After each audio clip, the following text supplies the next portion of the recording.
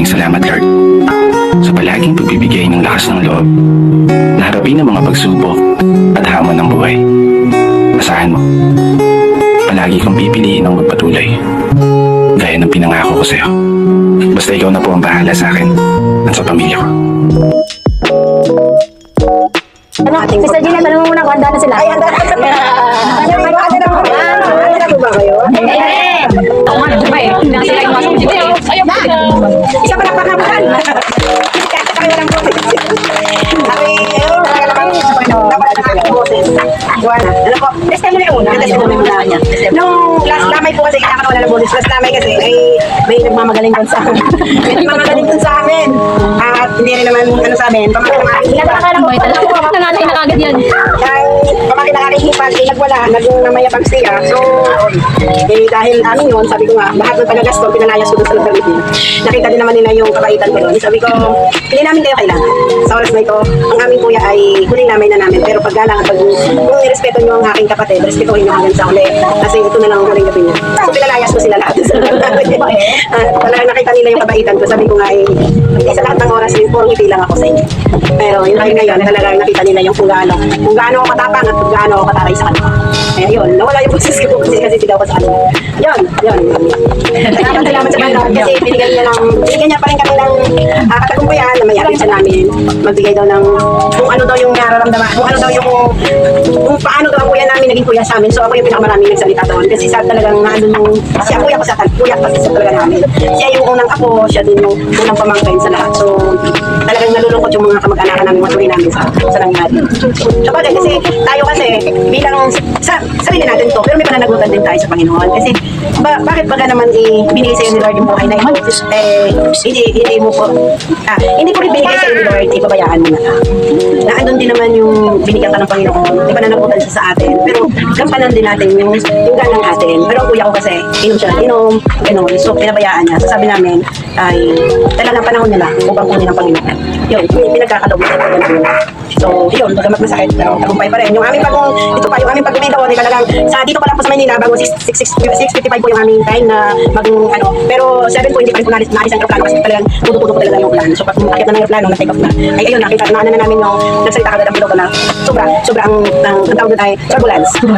Kasi talagang mahal talaga, maramdaman talaga uga-uga talaga kami. Kaya sabi talagang, yung panalangin talaga namin hanggang makarating kami. Parang 15 minutes or 20 minutes nung malapit na kami sa Negros, eh doon na nag-stay din yung aeroplano namin, nabukay na ng ilaw, na pwede na kami piyagan ng CR. Pero pagbalik ulit, maya-maya, sabi na naman, turbulence na naman, ayun na naman. Tapos nakarating kami ng nakalapag ang aeroplano sa land ng Negros ay talaga, dito pasalamat namin kasi talagang naandun yung pag-iingat, na talagang iningatan niyo talaga kami lahat. Pati yung ang ambulance ko sabi ng paunahan, maayos. Kaya yun, ligtas naman po kami nakarating. Yun ang deposit po kami namin, kalahating oras ang mula sa airport ang examen. So nakarating naman po kami ng naayos. Ang aming dalahanan po kasi, hindi yung matatanong, ang dalahanan talaga namin, yung magkabila ng tubo. Yung daw, ang yun, sa ngayon ay hindi daw maganda, lalo na pagkagabi. Kasi nandun daw talaga yung binabato, ang mga tricycle doon. Wala ang jeep na masasakyan doon, tricycle pass. Pero nung gabi wala ng pass, kasi walang biyahe. So tricycle. Ang dinaanan namin yung pinaka-shortcut na, bagong daan, marami daw doon mga hindi magandang loob. So naging nila yung mga tricycle, talagang nandun. Pero talagang nandun ang Panginoon. Siya talagang nag-ilaw sa amin hanggang nakarating kami doon. Mabilis lang po ang biyahe doon kasi wala talaga. Tapos parating kami ng highway, wala kami nasa lubong. Wala sa kanya, nagsala pa ba ito? Nasa lubong tayo kasi talagang wala talaga. Nagsala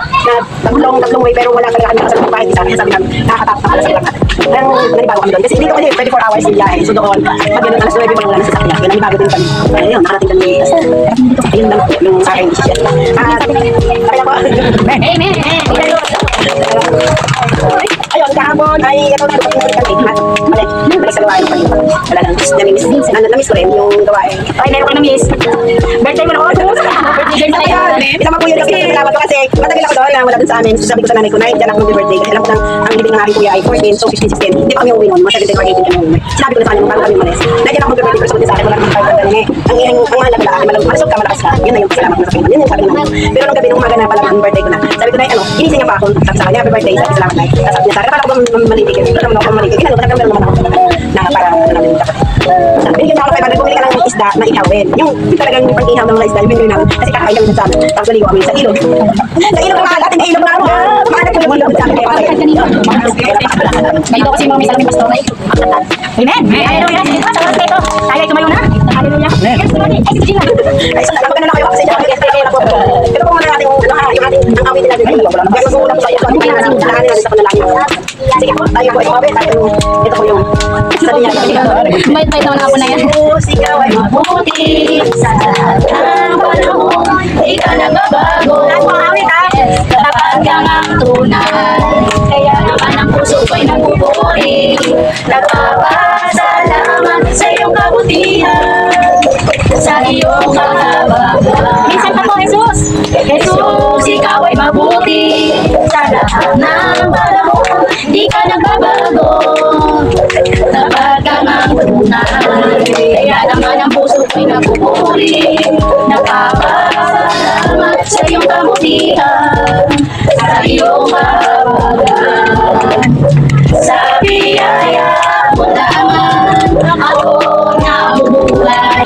Sa biyaya mo lamang ako napapagpuri. Sa biyaya mo lamang ako bumahagi. Ang lahat nito'y biyaya mo sa amin. Ako ay nabubuhay nang higit pa sa ng mapagtagumpay. Dahil sa iyo, Jesus, kaya naman ang puso ko'y nagpupuri. Nagpapasalamat sa iyong kabutihan, sa iyong kahabagan. Sa biyaya mo lamang ako nabubuhay. Sa biyaya mo lamang ako nakakapagpuri. Sa biyaya mo lamang ako kumakapi. Ang lahat nito'y biyaya mo sa amin. Minsan pa ako ay namumuhay. Ako ay namumuhay nang hindi pa sa mga mapagtagumpay. Dahil sa iyo, Jesus, kaya naman ang puso ko'y nagpupuri. Napapasalamat sa iyong kabutihan, sa iyong kahabagan.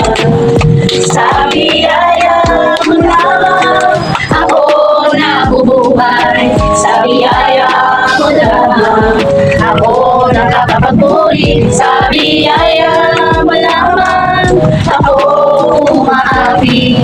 Ang lahat nito'y biyaya mo sa amin. Ang lahat nito'y biyaya mo sa amin.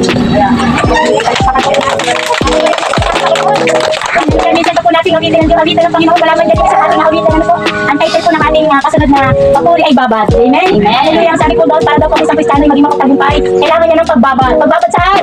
Sa diba? Sa Panginoon, sa presensya ng Diyos, sa salita ng Panginoon. Ano po yun ang susi na isang Kristiyano? Ano po? Kaya sige po, patuloy natin awitan. Hallelujah, sino may alam po nun? Babad. Kaya sarap-sarap. Hallelujah, sige po, minsan pa. Kaya sarap-sarap. Panginoon, ang mga pagpapala. Ang mga pagpapala. Lubos-lubos. Minsan ang ating kaaway. Minsan ang ating kaaway. Binigyan ng kamay ng kami. At sa aking pagpupuloy, ako'y buksan. Palagpan. Sarap-sarap. Kay sarap-sarap. Panginoon, ang mga pagpapala. Ang mga pagpapala. Lubos-lubos. Minsan ang ating kaaway. Binigyan ng kamay ng kami. At sa aming pagpupuloy, ako'y buksan. Palagpan. Ang kailangan na may babad sa presensya mo. Babad sa iyong salita. Babad ang sikreto mo. Babad mo material. Kailangan na may babad sa presensya mo. Babad sa iyong salita. Matulad ng isang nalay mo ako sa iyo. Ang kailangan na may babad sa presensya mo. Babad sa iyong salita. Babad ng isang pusa. Nalangin ako sa iyo. Nalangin ako sa iyo. Kaya nyo pag-iiri sa Panginoon ng magandang mga awit. Patuloy nga po na yung mga Amen. Patay mo na din. Kumalahat ng yaman sa mundo. Matupad man ang araw. Hindi ang puso ko. Kung ako'y manlalapit sa'yo at nalalayo ng ito. Ay balik. Ay balik.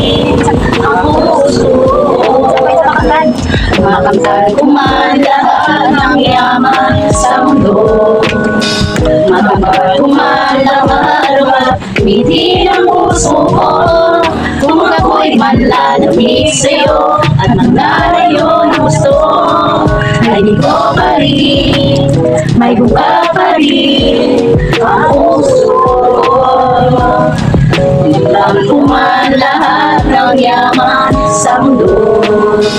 Magkuman ng araw, ngiti ng puso ko. Kung ako'y manlalamig sa'yo at manlalayo ng gusto, ay di ko pa rin, ay buka pa rin ang puso ko.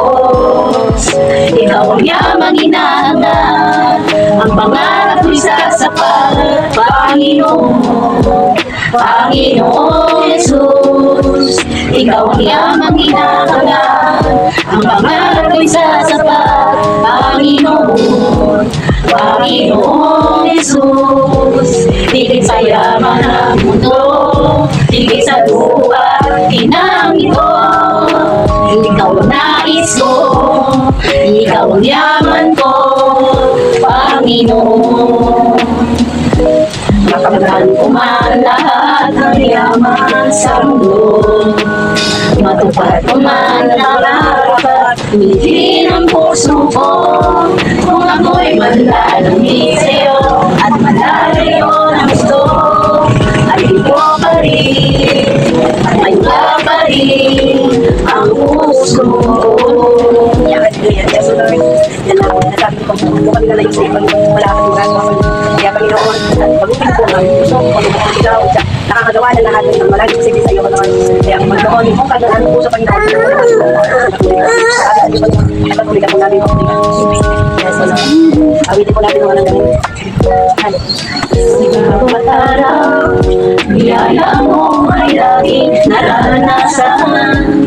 Walang oras na kami pinabayaan. Bawat sandali, ikaw ay nariyan.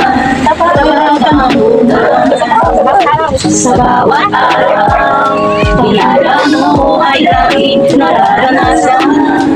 Walang oras na kami pinabayaan. Bawat sandali, ikaw nariyan. Sa pagkakamang tunay, sa bawat araw, pag-ibig mo ay laging nararanasan. Walang oras na kami inuiwan. Bawat sandali, ikaw nariyan. Sa pagkakamang tunay, sa bawat araw, pag-ibig mo ay laging nararanasan. Walang oras na kami iyong iniwan. Bawat sandali, ikaw ay naniyan. Kapag ka ng tunay, kaya naman po Diyos, wala kami ibang nais, kundi kami ibalik sa'yo ang lahat ng pagsamba. Walang hanggang papuri sa'yo iaalay, walang hanggang masasalamat sa'yo ibibigay. Napakabuti mo Diyos sa aming buhay, mula noon hanggang ngayon hindi ka nababago, kapag kailan pa man. Walang hanggang papuri sa'yo iaalay, walang hanggang masasalamat sa'yo ibibigay. Napakabuti mo Diyos sa aming buhay, mula noon hanggang ngayon di ka nababago, kapag kailan pa man.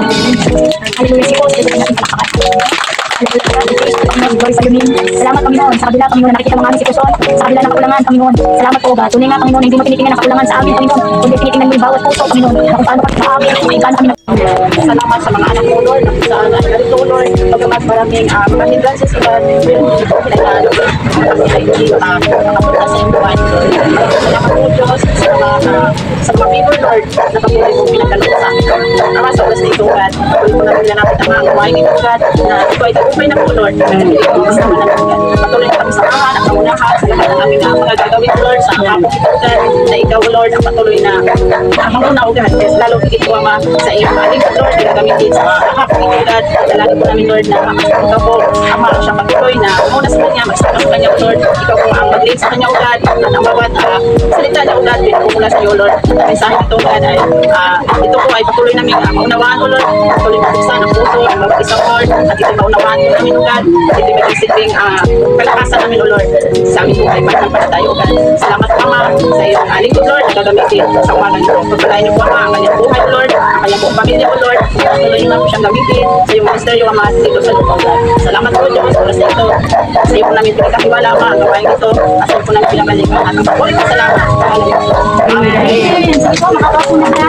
Hanap kayo ng komportable na upuan.